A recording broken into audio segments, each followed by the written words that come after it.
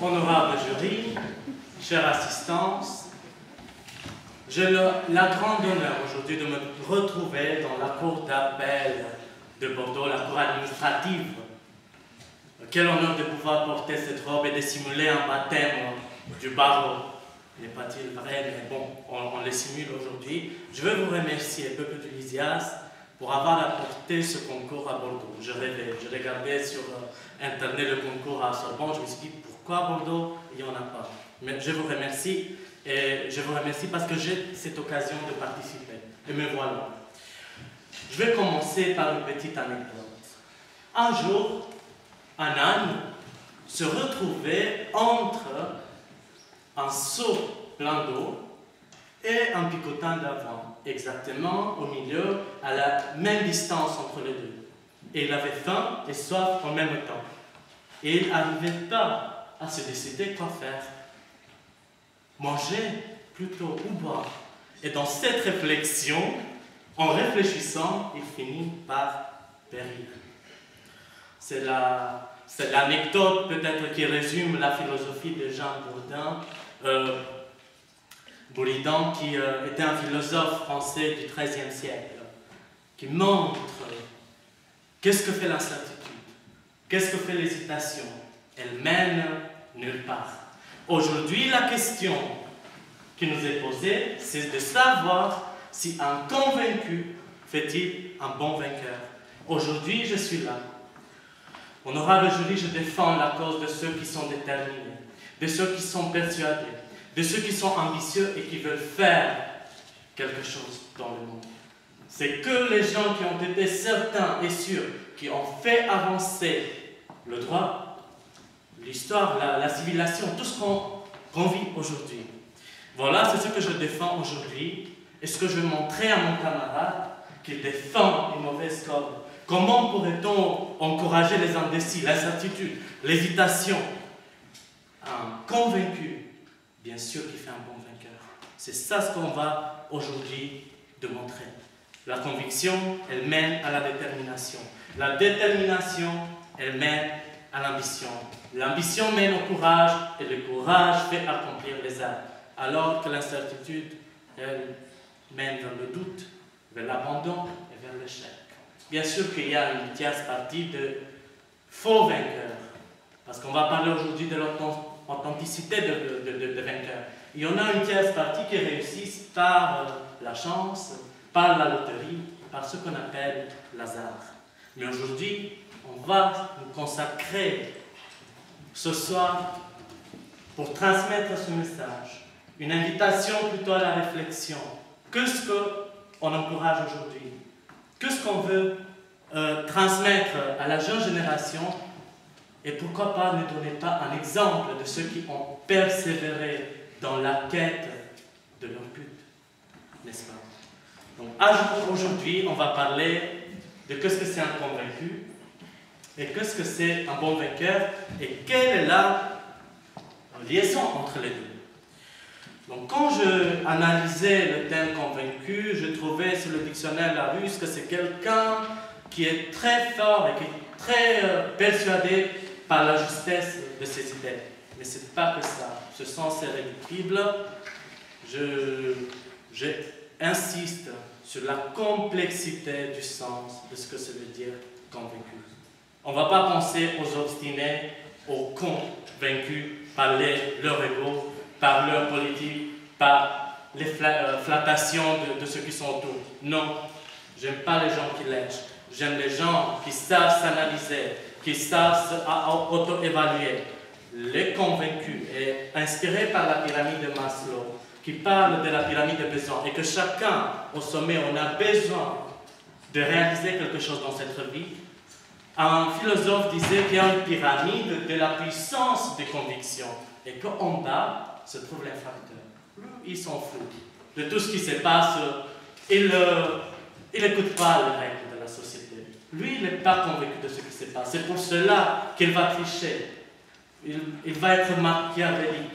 Donc, lui, il n'est pas convaincu. Ça, c'est en bas.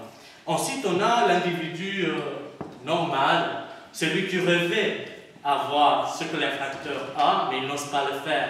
Donc, il reste rêver mais il ne veut pas travailler, mais ni voler. Voilà. Et celui-ci, c'est juste un médiocre. Le médiocre, je pense que c'est le pire dans la société. Ceux qui sont assis et non pas, qui ne travaillent pas, qui ne donnent pas quelque chose à la société. Et ensuite, dans cette pyramide, il y a le héros et le génie. Parce que eux, ils ont des capacités supérieures. Leur conviction est légitimée par le courage pour le héros et par l'intelligence pour le génie. Eux, ils vont être convaincus. Regardez, par exemple, l'exemple de Jeanne d'Arc. Quelle conviction! Et la France lui donne autant aujourd'hui, n'est-ce pas?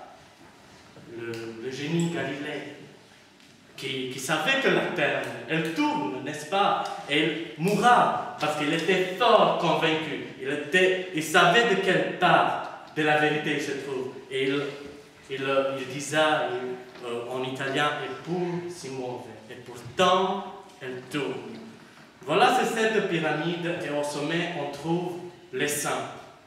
Le saint, parce que sa conviction est transcendantale. Elle dépasse les frontières et les repères qu'on a dans la société. Sa conviction est plus forte. Voyons l'apôtre Paul. L'apôtre Paul, qu'est-ce qu'il faisait? Il luttait contre les chrétiens, et un jour, il se rencontre avec Jésus sur la rue de Damas. Et qu'est-ce qu'il devient? Il devient convaincu de la vérité. Et il va changer la part de la bataille, et va lutter pour les chrétiens. Voilà ce qui fait un saint qui est convaincu. Finalement, on veut aujourd'hui montrer qu'un convaincu fait plus de bien à la société que quelqu'un qui est indécis. C'est ça ce que je veux te montrer aujourd'hui. J'espère que tu n'es pas que tu ne vas pas promouvoir aujourd'hui l'incertitude, que tu ne vas pas faire de quelqu'un qui triche un bon vainqueur, parce que ce n'est pas vrai.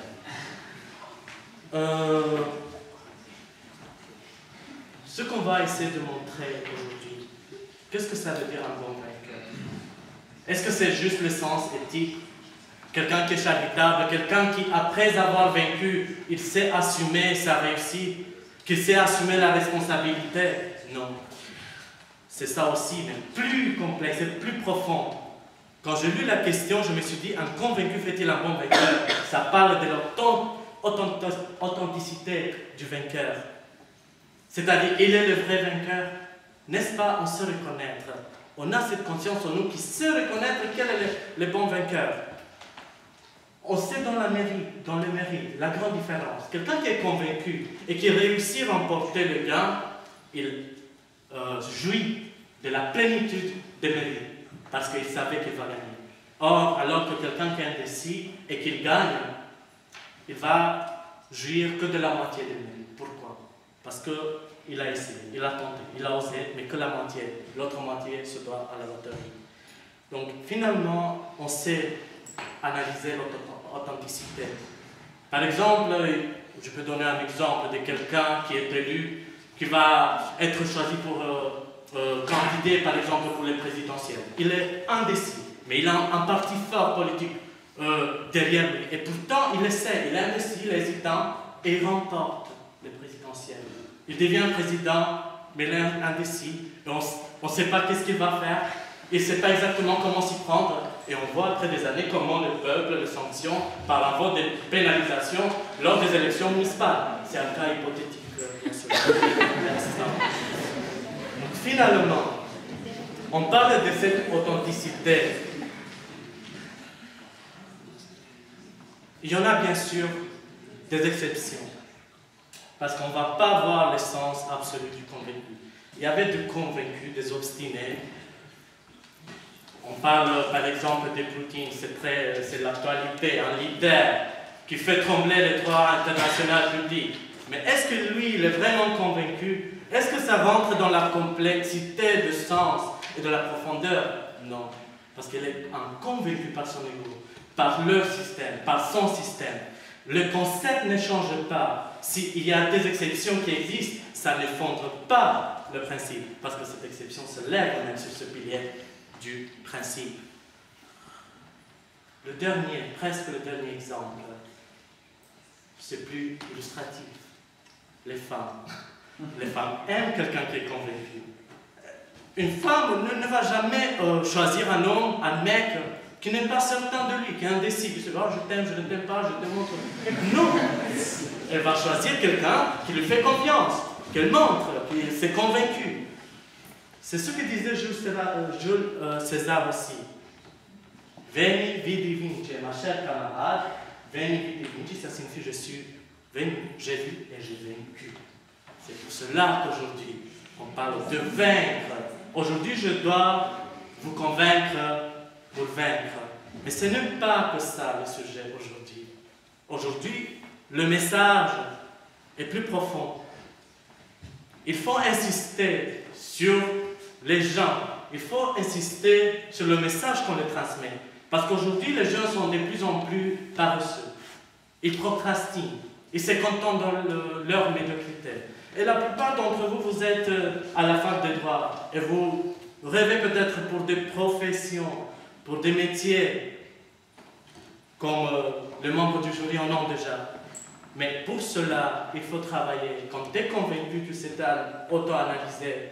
Et ça ne se fait pas le travail. Tu connais tes défauts, tu connais tes talents et tu sais sur quoi insister. Mais en même temps, un convaincu, quelqu'un qui est sûr et certain sur lui, il est capable de l'exercice d'admiration, de voir dans l'autrui, dans son rival, des qualités, de voir ses talents et de s'inspirer de lui.